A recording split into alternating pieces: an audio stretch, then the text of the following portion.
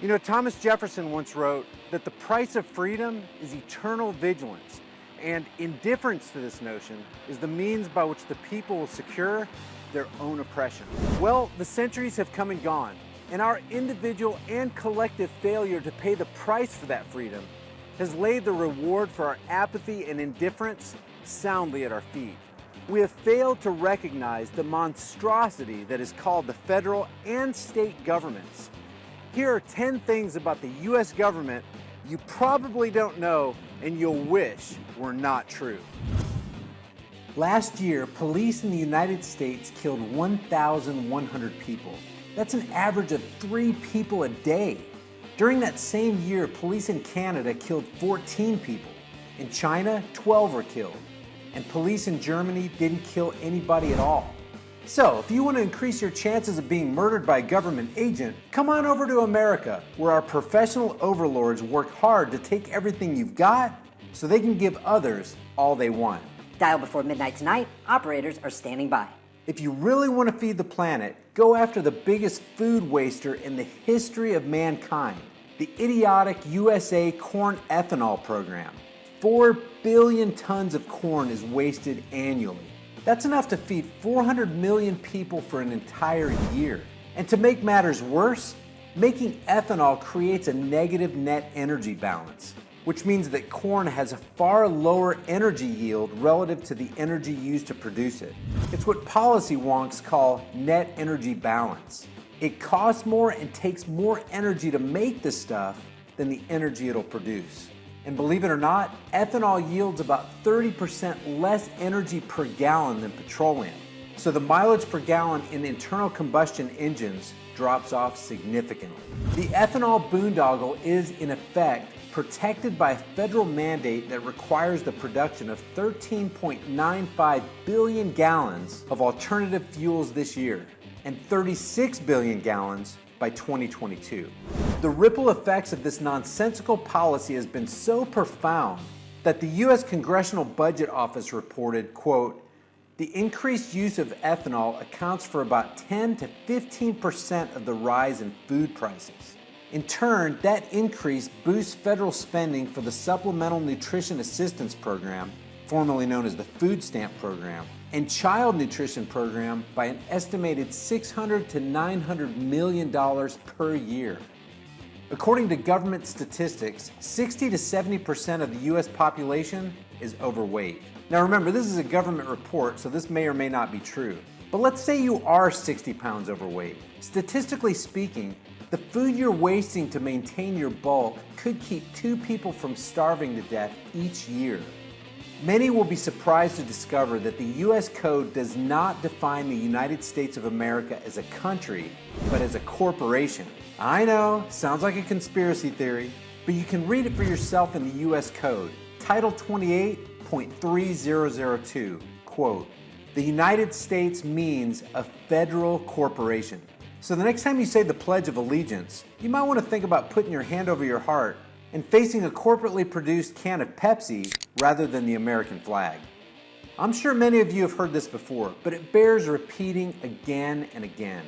The Federal Reserve is about as federal as Federal Express, and there are no reserves. The Federal Reserve is not a government entity. Their own website testifies to this. Put plainly, the Federal Reserve is a cartel of private international bankers who have essentially formed an elite group of robber barons, hijacking the monetary system of the U.S. and have been in control of the issuance of its currency since 1913.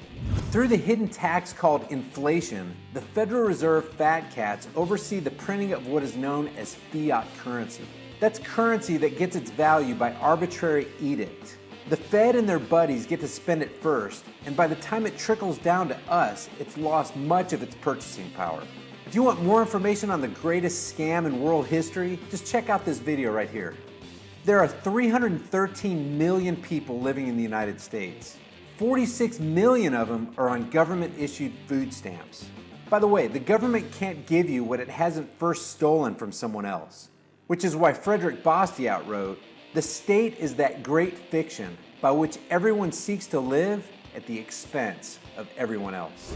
If Bill Gates gave every single penny of his vast fortune to the US government, it would only cover the US budget deficit for about 15 days. Giving the government your money is not such a good idea. The irresponsibility and misappropriation of state agents in dealing with money issues is so bad that if they were in charge of the desert, it wouldn't take long before it ran out of sand. Don't! Operation Northwoods was a proposed operation against the Cuban government that originated within the Department of Defense and the Joint Chiefs of Staff of the United States government in 1962. The proposals called for the Central Intelligence Agency, or the CIA, and other U.S. government operatives to commit acts of terrorism against American civilians and military targets on American soil, including crashing planes filled with college students, blaming it on the Cuban government, and using the ensuing indignation of the American people to justify a war against Cuba. For more details on that, check out this video. The Gulf of Tonkin incident, also known as the USS Maddox incident, is the name given to what were originally claimed to be two separate confrontations in which North Vietnamese torpedo boats were said to have fired on the USS Maddox in the waters of the Gulf of Tonkin. The outcome of these two incidents was the passage by Congress of the Gulf of Tonkin Resolution, which granted President Lyndon B. Johnson the authority to assist any Southeast Asian country whose government was considered to be jeopardized by, quote, communist aggression. The resolution served as Johnson's legal justification for deploying U.S. conventional forces and the commencement of open warfare against North Vietnam. When the incident was declassified in 2005, it was discovered that the Tonkin attack was imaginary, but promoted as real to rally American support for the war. As a direct result of this political deception, which was broadcast by the mainstream media and believed by the people, it is estimated that over 1.3 million people lost their lives in a war that was completely based on a lie.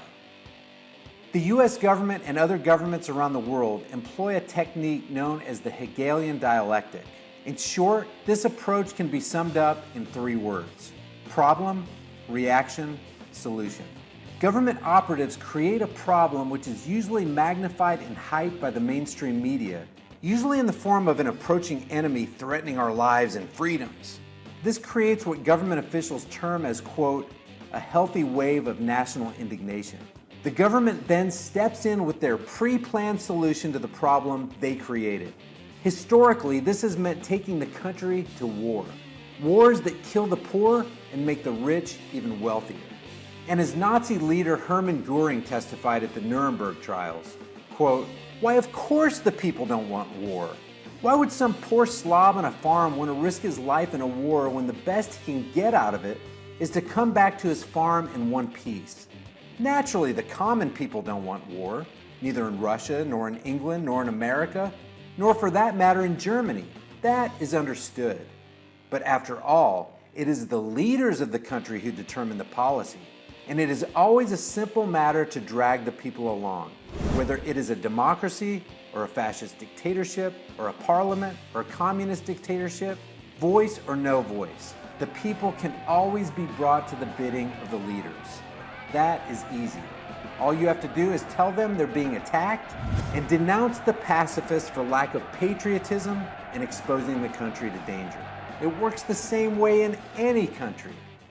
In 1927, the U.S. Supreme Court voted 8-1 in favor of a Virginia eugenics program requiring forced sterilization of citizens deemed not smart enough to reproduce. Citing the best interest of the state, Justice Oliver Wendell Holmes affirmed the value of a law like Virginia's in order to prevent the nation from being, quote, swamped with incompetence. The law was named the Racial Integrity Act of 1924, part of the state of Virginia's eugenics program. Justice Holmes wrote, quote, it is better for all the world if instead of waiting to execute degenerate offspring for crime or to let them starve for their imbecility, society can prevent those who are manifestly unfit from continuing their kind. Guys, thank you so much for watching another one of my videos. Here I am in Hermitage, Tennessee at J. Persepriest Dam. These are my old stomping grounds. This is about 10 or 15 miles from Nashville, Tennessee. And this hill that you see behind me in the background, that's a hill I used to run up and down to get in shape for wrestling, you know, to get ready for that next match. Hoorah, hoorah. Listen, if you want to watch more videos like this, or if you enjoyed this video, give me a thumbs up and share it on Facebook, Twitter, and Instagram. If you want to see more videos like this, or you want to support this channel, just hit that big red subscribe button down there. And as soon as I upload a video, you will be one of the first to see it. Now listen guys, I want to personally invite you to click on this link right here. That's going to take you to my brand new vlog channel, and you are definitely going to want to subscribe there because I will be uploading content there you are definitely going to want to see. And before I go, remember, the price of freedom is eternal vigilance. And a difference to this notion is the means by which we will and have secured our own oppression. The fight for freedom is worth it. You guys have a great day.